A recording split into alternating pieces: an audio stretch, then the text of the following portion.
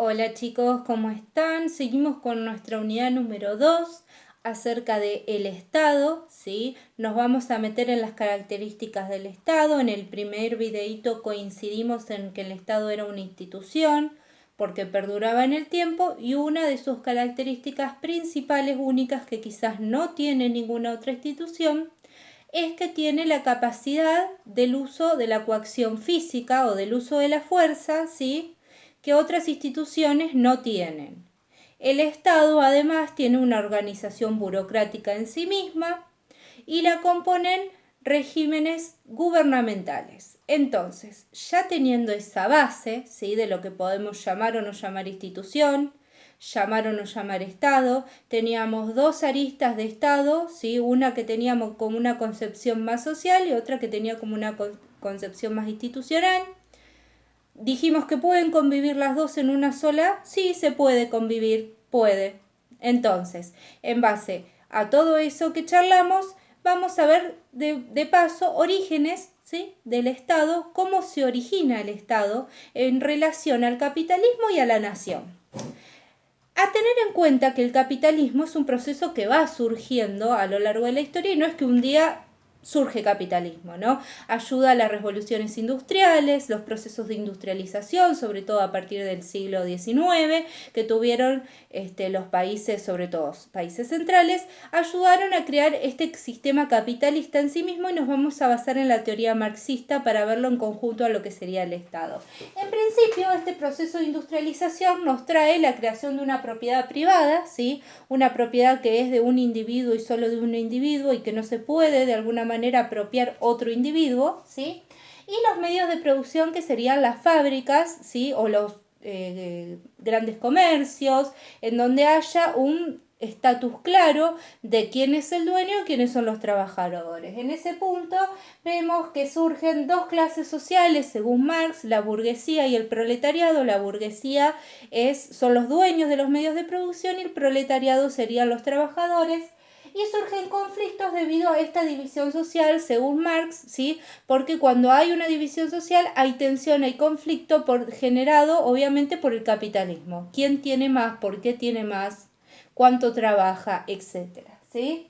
Entonces, en todo esta conjunción de lo que sería la creación del Estado en sí mismo como una institución y el advenimiento del capitalismo, nos empezamos a preguntar cómo se acomoda, cómo de alguna manera se encaja este capitalismo con el Estado en sí mismo, cómo se regulariza, ¿no? ¿Tiene una burocracia en sí misma? Bueno, claro que sí, el Estado toma muchas cosas del capitalismo para burocratizarlas. Por ejemplo, tiene que el Estado garantizar la existencia de la propiedad privada. El Estado es un garante de la propiedad privada, ¿sí? Si el Estado no la garantiza, cae el sistema capitalista, ¿sí?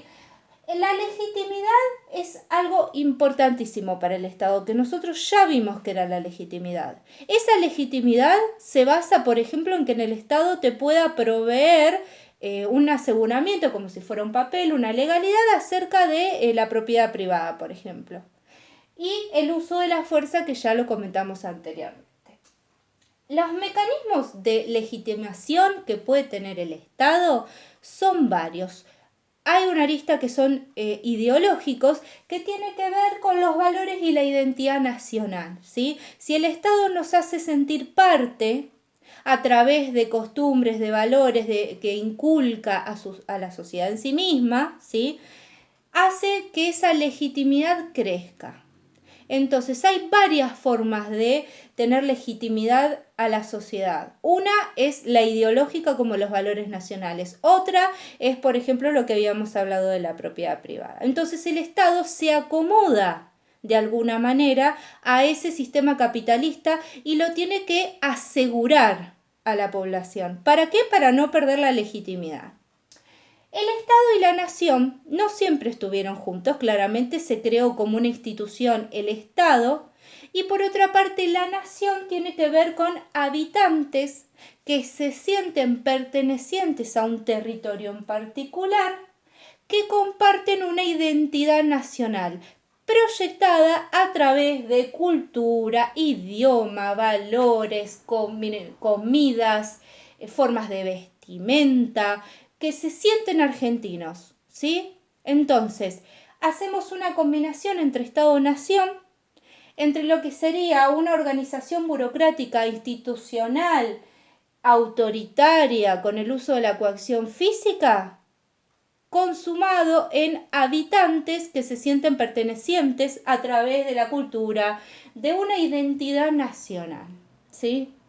El Estado-Nación es eso, esas dos cosas juntas, combinadas, ¿sí? Sí puede haber un Estado sin una nación y una nación sin un Estado, claramente. Eso, por ejemplo, de nación sin un Estado lo podemos ver en los palestinos. Los palestinos se sienten palestinos, hay una identidad nacional, una cultura detrás, un territorio que la comunidad internacional no los reconozca por cuestiones políticas y por intereses de Estados Unidos e Israel, eso ya lo sabemos, y si no lo sabemos, lo vamos a tratar en un Zoom, no se preocupen, es otra cosa. Y un Estado, o sea, la organización burocrática y la institución puede existir sin una nación, ¿sí?